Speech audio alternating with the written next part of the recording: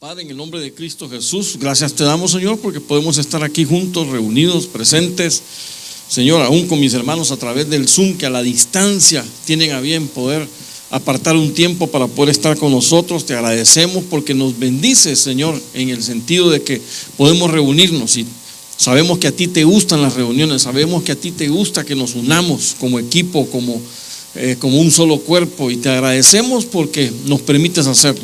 Te agradecemos porque nos das, el Señor, el tiempo, porque nos das la salud, nos das la provisión para poder hacer y poder estar aquí reunidos. Y mi Dios, y queremos siempre tener una gratitud hacia ti por todo lo bueno que tú has sido con nosotros. Este tiempo lo apartamos para ti, este tiempo lo apartamos para poder desarrollarnos en tu buena palabra, poder crecer, poder avanzar y poder ser mejores hijos para ti. Hijos que te busquen, que te agraden, hijos que inviertan su tiempo en ti, Señor, porque sabemos que ese es para esta vida y para la venidera que tú nos tienes preparado, y te agradecemos también por ello.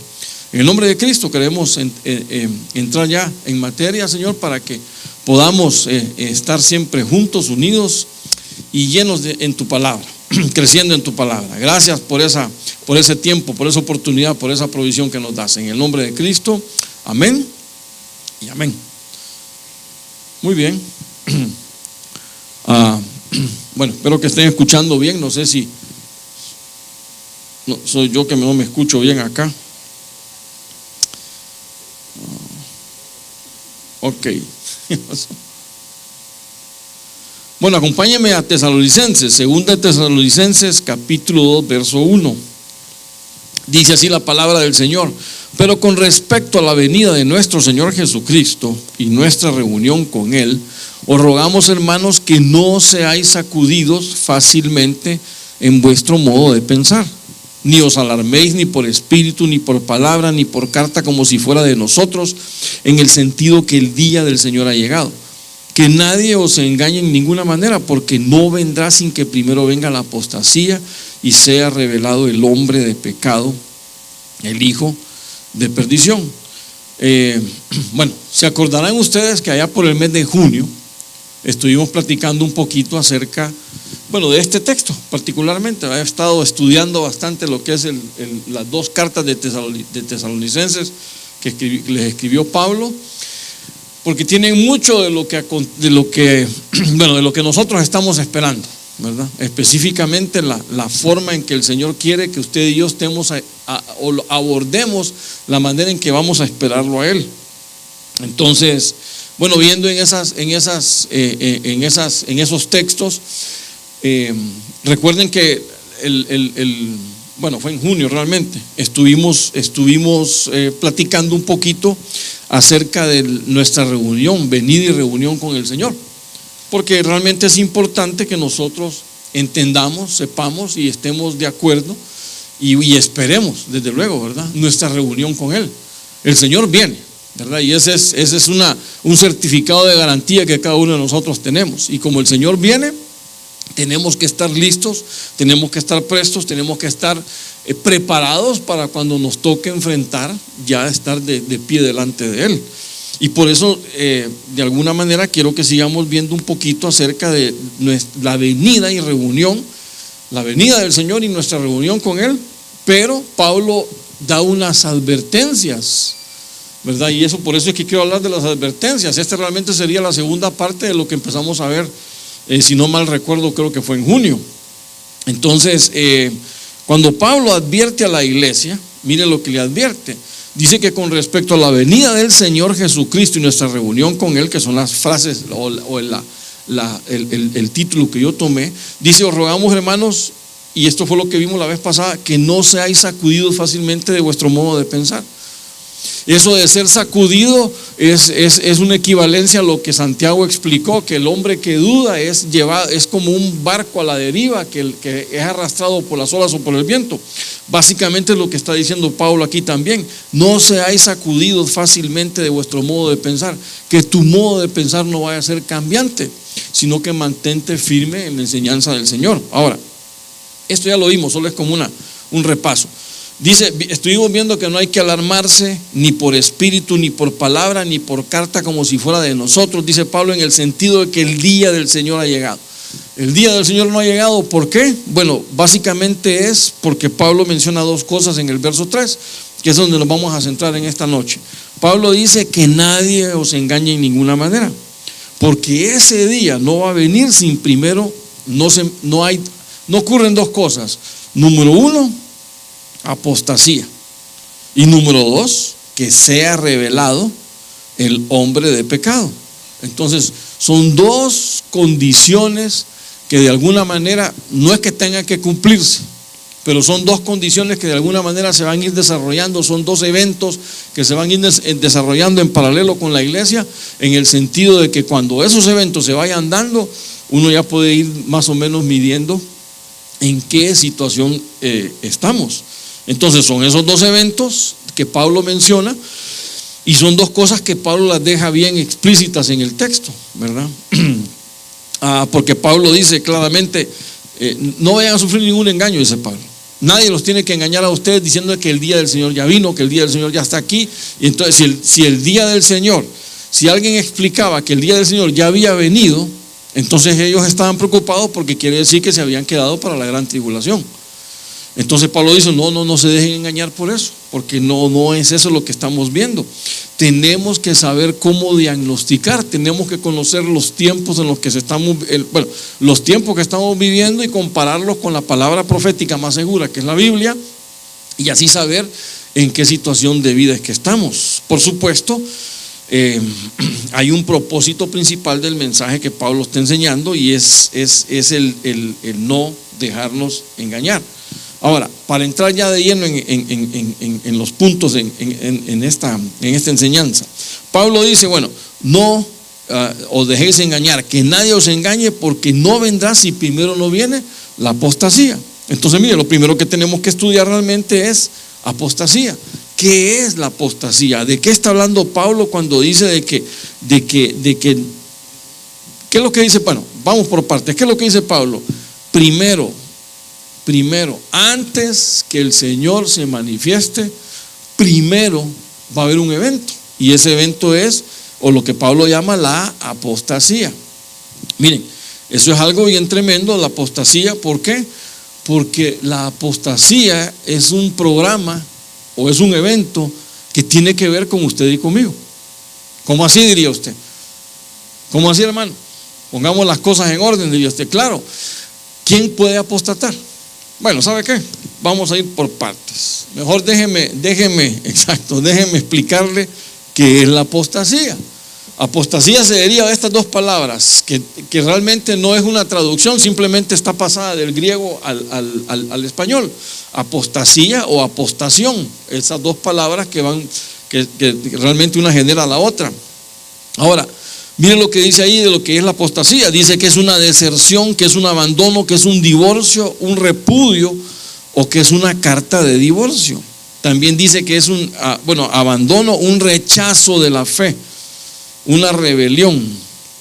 Entonces hoy sí, claramente le puedo enseñar qué sería la apostasía.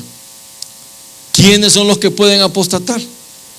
Sí, claro, nosotros los creyentes. Cuando estamos hablando de apostasía, estamos hablando de la iglesia. Estamos hablando de la iglesia que finalmente le da la espalda al Señor. Y ese es el problema que estamos enfrentando. Porque Pablo dice, ¿saben qué? El Señor no viene sin que primero se manifieste, sin que venga la apostasía. Entonces, qué difícil, ¿verdad? Porque podríamos nosotros entender y decir que cuando más el Señor se está acercando, es cuando nosotros tenemos que estar más encendidos, siendo más adoradores, siendo más obedientes. Y sin embargo, más bien va a haber más frialdad. Y ese es el peligro de todo esto. Entonces es algo que cada vez se ve con más fuerza. Porque la iglesia, la iglesia es la que está en peligro. El diablo ataca. ¿Y a quién va a atacar? No ataca a los que están con él. Bueno, que también, porque como es gran traicionero, ¿verdad? Entonces ataca a todo el mundo, pero principalmente ataca a ustedes, me ataca a mí, nos ataca a nosotros que estamos enfilados y que estamos tratando de mantenernos firmes en el camino del Señor. Pero ¿qué nos encontramos? Que viene el enemigo y trata de ponerte ahí estorbos, viene el enemigo, trata de ponerte zancadillas, trata de meterte en problemas. ya sea por medio de tentaciones, ya sea porque te tergiversa la palabra y te cambia el sentido de la palabra para confundirte, como ya entendemos que ha hecho. Entonces ese tipo de cosas nosotros tenemos que estar bien pendientes. Por eso dice Pablo, que nadie os engañe. No permitas que nadie te engañe, no permitas que nadie venga a tratar de sacarte del camino correcto del que tienes que llevar. Entonces es algo, la apostasía. Bueno, el Señor Jesucristo dijo, ¿saben qué? Los días que vienen son iguales a los días de Noé. Ahora la pregunta es, ¿en qué similitud? Palabras del Señor Jesucristo. ¿Qué similitud tienen esos días a los días nuestros días a los días de Noé? ¿Encuentra usted alguna?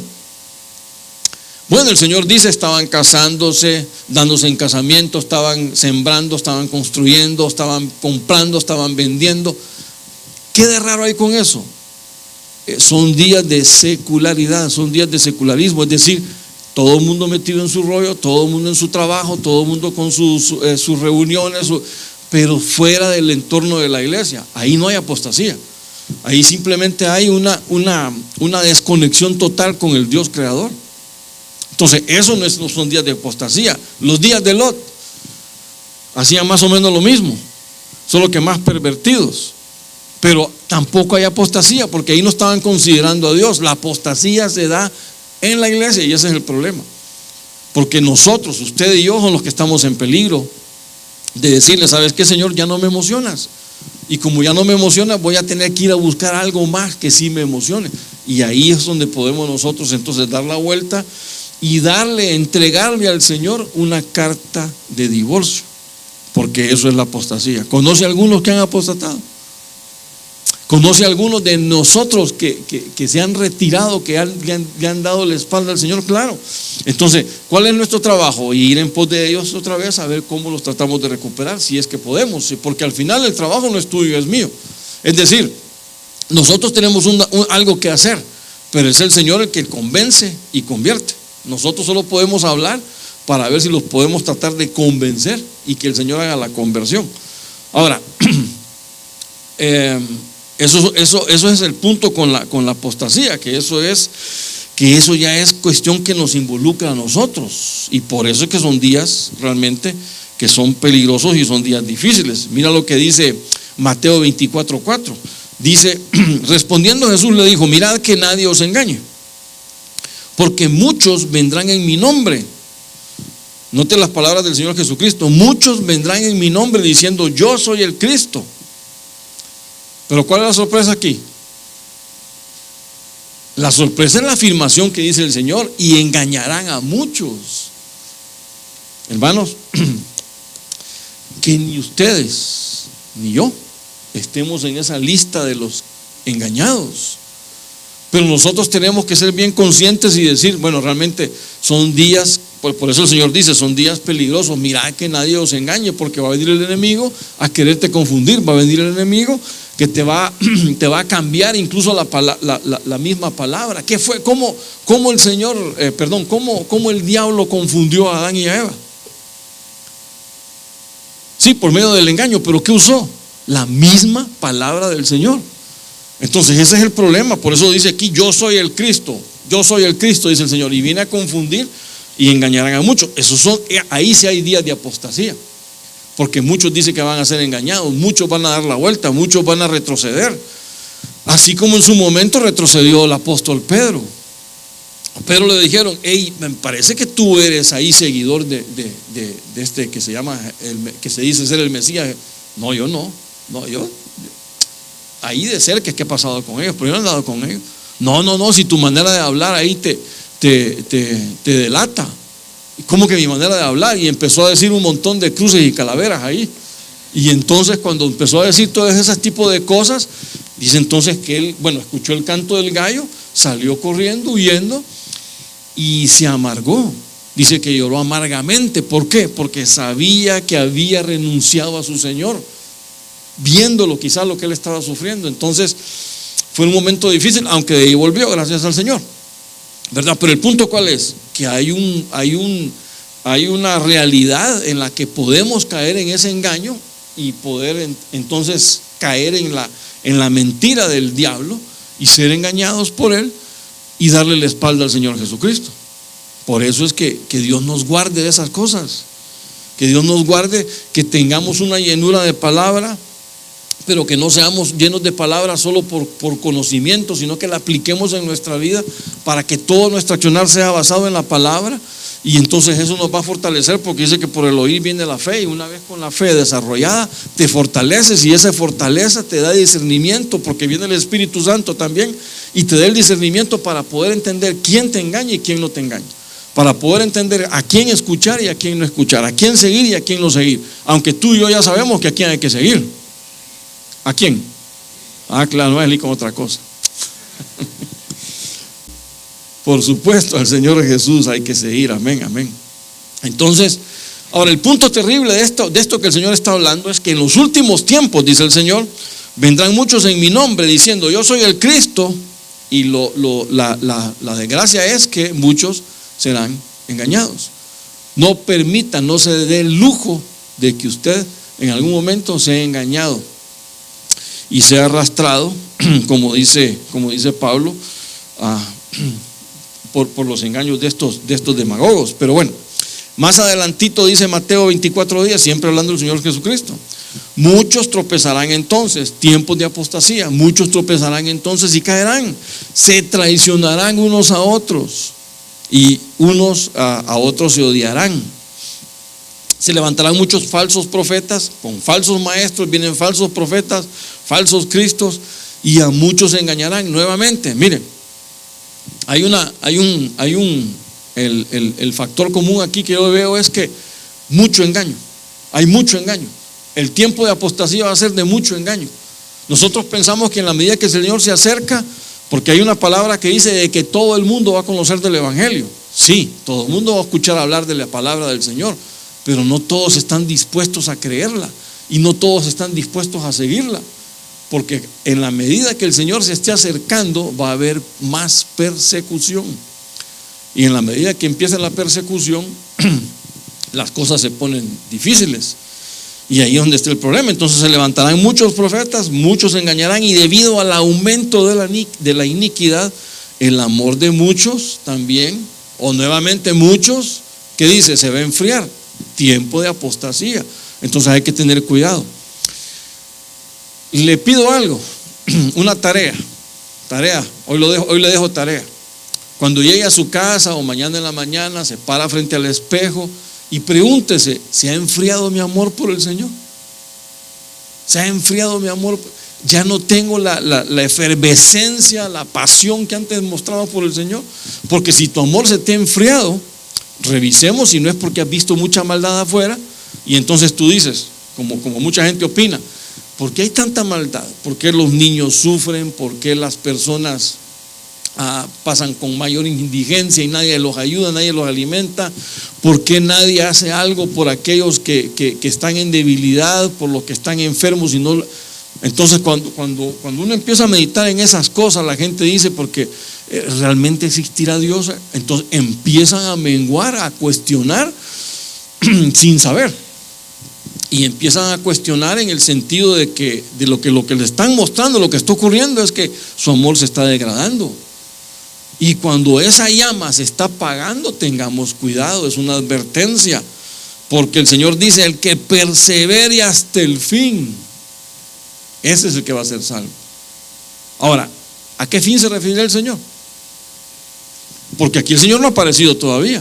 El que se mantenga firme, el que se mantenga con el fuego encendido, el que se mantenga apasionado por el Señor independientemente de lo que se esté viviendo, ese que se mantenga hasta el fin, cuando el Señor venga, va a ser arrebatado, va a ser salvo. Pero aún apagado, hermano, ¿qué hace el Señor con nosotros si estamos apagados? Bueno, si estamos fríos, nos van a poner al fuego para calentarnos, para que se te acabe el frío. Ahora, el fuego implica prueba, o despiertas o a ver qué pasa. El punto es que el Señor dice: hay algunos que están fríos y otros calientes. Perfecto, el que está frío no me estorbe el que esté frío, porque el que esté frío yo lo puedo hacer que arda después. Y el que está caliente, pues lo puedo hacer que arda más. Pero el problema no es el que está frío o el que está caliente. El problema es el que está en intermedio. El problema es el que está tibio, porque el tibio es el que cree que está bien y no. El que tiene un pie en el mundo y el que tiene un pie en la iglesia. El que tiene un pie en el mundo y el que tiene un pie con el Señor. Entonces está jugando doble rasero, está jugando con doble cara. Y el Señor dice: a estos yo no los tolero, los tengo que vomitar. Y ahí está el peligro. Alguien que está enfriando su amor, no es que esté frío, no es que está pasando de caliente a frío, está pasando de caliente a tibio. Y ahí es donde está el peligro. Por eso es que esos son los tiempos de apostasía. Y sobre esos tiempos es que el Señor nos está hablando y nos está diciendo: tengan cuidado, no se dejen engañar, porque la apostasía está ligada totalmente ¿a qué? A una falsa enseñanza. ¿Cómo apostató Adán y Eva? Por una falsa enseñanza. Entonces, eso viene desde el principio de la creación. Así que no es nada nuevo lo que podemos ver, ni es nada nuevo lo que podemos experimentar. ¿Y sabe qué? Eso le pasó ahorita en la tarde, mientras repasaba el tema, me acordé que eso le pasó a los galatienses, Gálatas, la iglesia de los Gálatas. Pablo llega de visita a la iglesia de los Gálatas y ¿qué encuentra? Que aquellos ya estaban judaizando. Lávate las manos para cuando vamos a ir a... No digo que no hay que lavarse las manos, ¿verdad? Sino que el hecho del ritual, que no puedes comer cerdo, que no puedes... Dice Pablo: pero ¿qué les pasó a ustedes? ¿Se acuerdan de esos textos? Capítulo 1, 2 y creo que hasta el tercero llegó el reclamo. Hasta Pedro con Bernabé se fueron en la colada ahí, en el regaño que le dio Pablo, porque ¿qué les pasó a ustedes? Comenzaron bien, comenzaron en el espíritu, pero ahora están terminando por la carne, porque ahora comenzaron bien con el espíritu, comenzaron bien llenos de los dones, siguiendo los preceptos del Señor, siempre reunidos, pero ya después se hizo desorden y empezaron allá a vivir en la carne. ¿En la carne por qué? Porque empezaron con legalismo. Entonces esa situación los estaba convirtiendo en una iglesia apóstata, y por eso Pablo llegó ahí a recriminarles, a reclamarles directamente en la hipocresía en la que estaban cayendo ellos. Y les dice: ¿quién? ¿Sabe qué? Hay una versión muy linda, porque en nuestras versiones dice quién los convenció para seguir un camino diferente. Pero hay una versión, no recuerdo cuál fue, que yo me acuerdo que la leí, que decía: ¿quién los embarazó? Otra dice: ¿quién los hechizó para seguir un evangelio diferente? Si es que hay otro, porque no hay otro evangelio, dice Pablo, pero ustedes se crearon un evangelio. Entonces, ¿por qué viene? Por las malas enseñanzas. Porque son hombres, mire, todo está ligado a una mala enseñanza. Si usted enseña mal, en su discipulado van a andar descarriados. Si a usted le enseñan mal, usted también va a terminar descarriado. Entonces, nosotros, siendo conocedores de la palabra, tenemos que entender cuando nos quieren enseñar algo que no está correcto y que no debe de aportar, no debe de apoyar. Entonces, ¿por qué? Porque le pueden cambiar el rumbo a su destino, le pueden cambiar el rumbo a su camino. Entonces, desgraciadamente, siempre hay quien cree los engaños. Yo no sé si usted se acuerda de un hombre que su ministerio era 666. Entonces, ¿cómo es posible que la gente diga: oh, qué lindo, tenemos un número en el ministerio? O sea, no tiene ninguna lógica. Entonces, eso es lo que Pablo le reclamaba a estos galatienses. ¿Quién los estorbó para correr para la carrera buena que ustedes estaban llevando? Porque ustedes comenzaron bien, pero se desviaron y bueno, tropezaron totalmente. Ahora, como es un tiempo de apostasía, no es una apostasía cualquiera, es una apostasía generalizada, porque dice que vendrán falsos maestros, vendrán falsos profetas, vendrán falsos cristos, y dice que a muchos van a engañar. Entonces es una apostasía generalizada, y eso realmente lo que pone es el cimiento para lo siguiente que viene. Bueno, tenía un texto más, no sé qué pasó, o no, es este. Dice Primera de Timoteo. Pero el Espíritu dice claramente que en los últimos tiempos apostatarán de la fe, prestando atención a espíritus engañadores y doctrinas de demonios, mediante la hipocresía de mentirosos que tienen cauterizada la conciencia. Note de dónde viene el engaño. Hipocresía de mentirosos que tienen cauterizada la conciencia. Cuando habla de cauterizado es algo que está cerrado, que no hay manera de que usted pueda poner algo ahí para sembrar la palabra, prohibiendo casarse, mandando a abstenerse de alimentos que Dios ha creado para con acciones de gracia participen de ellos los que creen y que han conocido la verdad. Mire contra quién ve el ataque, contra los que han conocido la verdad. ¿Y quiénes son los que han conocido la verdad? Claro, nosotros, usted y yo, somos los que estamos expuestos a una mala enseñanza, a un ataque deliberado del enemigo. Y bueno, aquí claramente Pablo dice: prestan atención a espíritus engañadores y doctrinas de demonios. Hay que entender, hay que tener el discernimiento basado en la palabra, que es una doctrina de demonios, basado en la palabra, que es un espíritu engañador, porque van a venir ataques contra ti y contra mí, si no es que ya los has sufrido o los estás sufriendo ahora. Pero eso es lo normal, no hay que sorprenderse de eso, dice Santiago. Cuando estés en una prueba, no te sorprendas, porque realmente las pruebas el Señor las manda para podernos pulir y para darnos cuenta en qué situación es la que nosotros estamos. Ahora, como estamos hablando de una apostasía generalizada, eso más bien da pie al otro punto que Pablo menciona, y que es la aparición del hombre del pecado, la revelación, dice Pablo, del hombre del pecado. Mire lo que dice Tesalonicenses 2:3: que nadie os engañe en ninguna manera, porque no vendrá sin que primero venga la apostasía y sea revelado el hombre de pecado, el hijo de perdición. Dice el verso 4: el cual se opone y se exalta sobre todo lo que se llama Dios y es objeto de culto, de manera que se siente en el templo de Dios presentándose como si fuera Dios. La tragedia no es lo que hace este individuo, este hijo de perdición, que vamos a ver más adelante de quién estamos hablando, sino que la tragedia es que él se presenta como Dios. Y volvemos a la palabra: muchos lo creen, muchos caen en el engaño, muchos son los que lo siguen. Y entonces este es un salir realmente de la fe. Aquí se salió de la fe. ¿A qué va? Este salir de la fe, esta apostasía, ¿qué conduce? Bueno, conduce a la manifestación del hombre de pecado. Conduce a un hombre de pecado que envuelve o trae consigo un sistema religioso que la gente como que se le vuelve práctico o se le vuelve apetecible. Y ustedes saben que nosotros no estamos aquí por religión, sino por relación con el Señor y con nosotros mismos. Recuérdense que la manifestación del amor, si usted ama al Señor, debe de amar a su hermano. Amén. Entonces, ¿cómo demostramos nuestro amor? Cuando amamos a nuestros hermanos. ¿Cómo demostramos nuestro amor hacia el Señor? Cuando nos amamos entre nosotros, usted y yo. Cuando manifestamos lo que dice Primera de Corintios capítulo 13, todo lo que habla del amor. Cuando ese don de amor lo manifestamos en nuestros hermanos, entonces el Señor está diciendo: sí me amas, porque si amas a tu hermano es porque eres capaz de amarme a mí, y es porque estás siguiendo la instrucción del Señor. Esa es la forma en que se deja ver.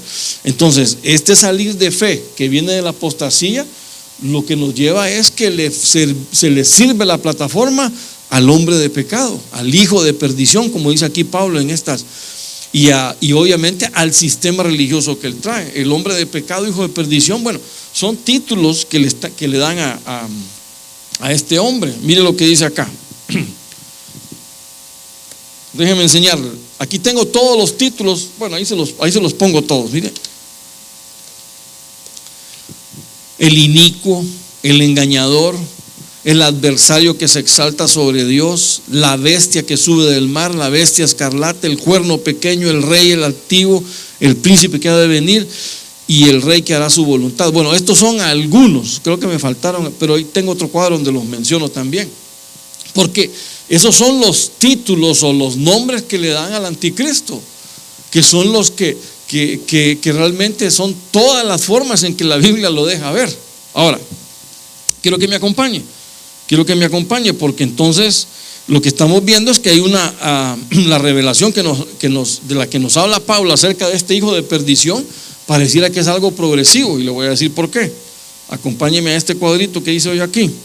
Número 1, en el libro de Daniel es donde primero se menciona sobre este personaje, y dice que es el cuerno pequeño. Ahí están todos los capítulos donde aparece. Dice que es el rey altivo, dice que es el príncipe que ha de venir y que es el rey que hará su voluntad. Entonces estamos viendo que como Daniel lo representa por símbolos. El cuerno pequeño es como un rey, pero que es un rey altivo. De ahí se va a manifestar como un príncipe, porque no lo han coronado rey, pero se manifiesta como el príncipe. Obviamente él dice que es de Dios, pero es de las tinieblas. Y finalmente es un rey que hará su voluntad. Mientras el rey de reyes y señor de señores hacía la voluntad del Padre, este rey usurpador de puestos va a ser la voluntad de él por encima de la voluntad, obviamente por encima de la voluntad de Dios.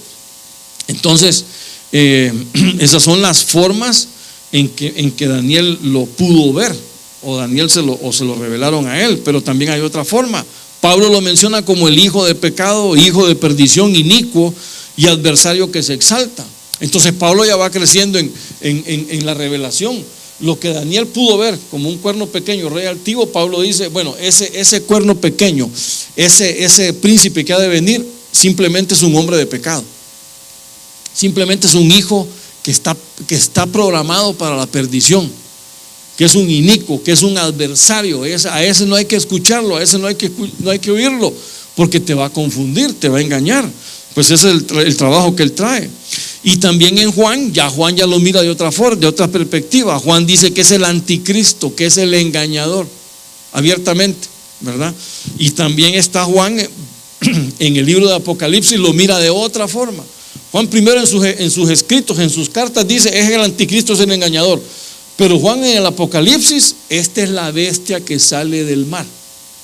Y es la bestia que se viste con ropa escarlata, es decir, el que es una bestia que se proclama rey, pero que al vestirse de escarlata está hablando de sacerdocio. Entonces está hablando de que viene el anticristo, es un personaje político religioso.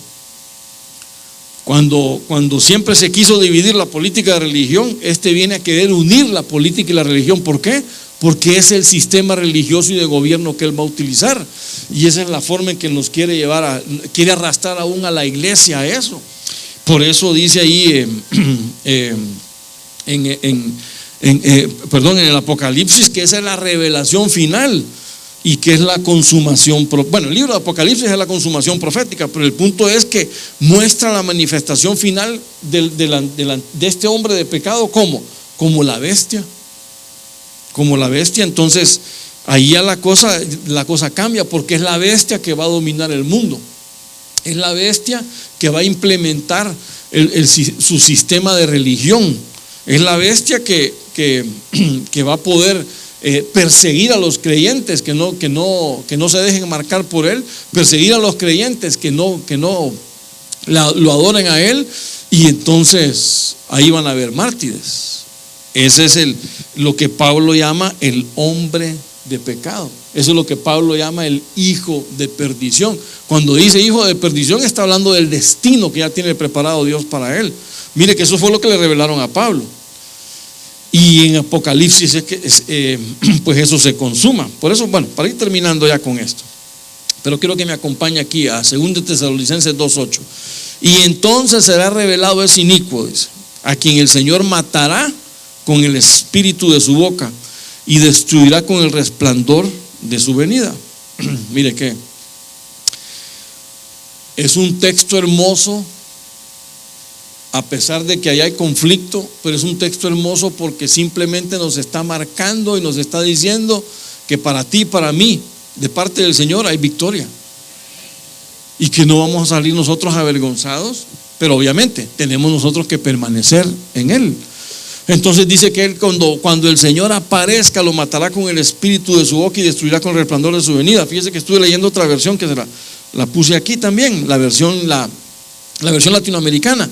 Dice, entonces se manifestará el adversario, dice, a quien el Señor ha de barrer con el soplo de su boca y el que derribará cuando venga en su gloria. La sola, bueno, como dice la de las Américas, el resplandor, la gloria del Señor, la luz del Señor va a derribar al enemigo. Y como ustedes saben, de su boca dice que viene con una espada, la palabra del Señor. ¿Para qué? Para destruir al enemigo, al adversario, como lo llama aquí la versión latinoamericana. Entonces, solo la presencia de nuestro Señor, su manifestación gloriosa, bastará para barrer de un soplo a este falso. Ahora, el punto importante de todo esto, ¿qué es? Que ni tú ni yo caigamos en las garras de él. Porque, hermanos, es que a veces da hasta miedo decir eso, porque es hasta fácil. ¿Sabe que una vez venía un hermano con nosotros acá a la iglesia? Era de otra iglesia, bueno, siempre de la red de Benecer, pero de otra iglesia fuera de Honduras. Y venía acá con nosotros porque él era un profeta. Y entonces ministraba la palabra, enseñaba y todo perfecto. Pero ya dejó de venir hasta que un día se paró en el púlpito y dijo que él ya no leía la Biblia, porque ángeles le hablaban y le revelaban la palabra. Digo, este sí ya se chanfleó, dijimos nosotros. Ya, se le quitaron la escalera y quedó ahí guindado ahí arriba. Sí, hermano, es que mire, ya lo vamos a ver en la próxima enseñanza, pero le digo algo. Si usted abandona la escritura, ya no le queda nada más que hacer por el Señor. Nosotros nos debemos a la palabra porque es palabra de Dios. Y eso es lo que nos envuelve, eso es lo que nos hace, lo que nos edifica, eso es lo que nos instruye. Hablábamos con un hermano el otro día y él me decía, fíjate que he leído este otro libro. Bueno, me alegro que leas muchos libros, perfecto, pero no descuides la palabra, le digo. No, hermano, ahí siempre leo algo ahí me dijo así, siempre leo algo ahí de la palabra, porque a veces el libro trae un texto, entonces me voy a consultar. Mira, tu fuente primordial debe ser la Biblia. Los demás libros está bien, pero tu fuente primordial debe ser la Biblia. Un libro, no estoy desechando los libros, pero un libro te va a edificar, te puede edificar, sí. Un libro te puede instruir también. Un libro te puede enseñar, de acuerdo, ¿verdad? Pero nunca te va a formar, ni jamás te va a transformar, que ese es el negocio de la Biblia. Bueno, por así decirlo, no se ofenda con la palabra negocio, porque aquí no hay ninguno, ¿verdad? Pero ese es lo que la Biblia hace. La Biblia transforma. Un periódico te informa, una enciclopedia te ilustra, te educa, pero jamás va a transformar tu corazón. Eso es propio de la palabra. Por eso es que tenemos que estar siempre pegados a la palabra. El anticristo realmente es un hombre que se va a jactar de todo lo que él es, y ahí está el engaño. Pero obviamente él engaña porque viene con sutilezas, él engaña porque viene a meterte sistemas religiosos, y entonces a nosotros las personas nos gusta enmarcarnos en algo. Y por eso es que el Señor siempre estaba hablando acerca del camino de la verdad, para que nosotros siguiéramos siempre al Señor según el criterio y la voluntad y los parámetros que la palabra dice. Ahora, el libro en Apocalipsis se describe lo que sucede con este hombre de revelación, de pecado, con este inicuo. En Apocalipsis 19:20 dice: y la bestia fue apresada, y con ello el falso profeta, dos que venían a engañar, que hacían señales en su presencia, dice, con las cuales se engañaba a los que habían recibido la marca de la bestia y a los que adoraban su imagen. Los dos fueron arrojados vivos al lago de fuego que arde con azufre. Entonces, ¿de qué estamos hablando aquí? Pues del cierre de lo que es el hombre de pecado. ¿Cuál es su cierre? Pues la muerte eterna. Va al lago de fuego, ahí termina por siempre. Pero ¿cuál es el punto? Hizo su trabajo en contra de la iglesia, hizo su trabajo convenciendo a muchos en irse en pos de él, y ese es el peligro que nosotros tenemos que enfrentar. Entonces Pablo, cierro con esto, Pablo dice: para la venida del Señor y nuestra reunión con Él, sepan, hermanos, que todavía falta, pero que tenemos que estar preparados. Todavía falta, ¿por qué? Porque tiene que irse mostrando. ¿Qué cosa? Tiene que irse mostrando que la iglesia misma está en peligro de ir en pos de una apostasía.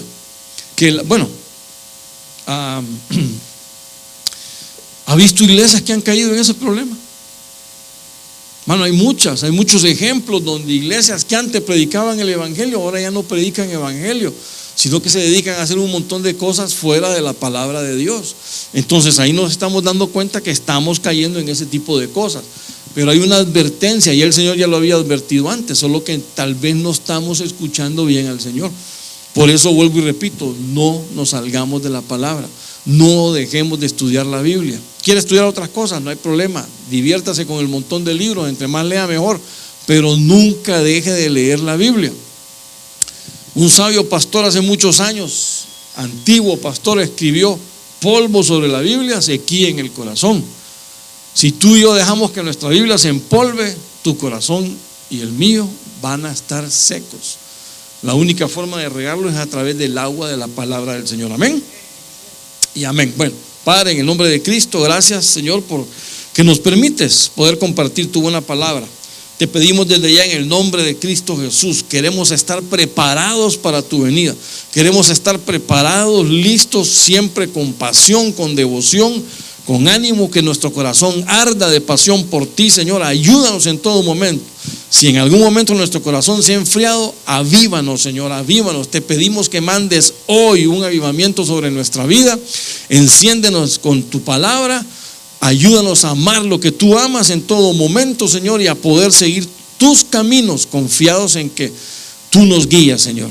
Tenemos tu Santo Espíritu como ese sello que tú nos has regalado. Gracias por ese sello de tu Santo Espíritu en nuestra vida, que nos garantiza que nosotros estamos contigo. Pero ayúdanos a poder crecer en ti, a poder madurar en ti, a poder estar efervescentes por ti, Señor, apasionados por ti, para que cuando tú te manifiestes no salgamos avergonzados, sino que nos fundamos en un eterno abrazo. En el nombre de Cristo Jesús te lo rogamos y te lo pedimos, Señor. Amén, amén y amén. Bueno, gloria al Señor.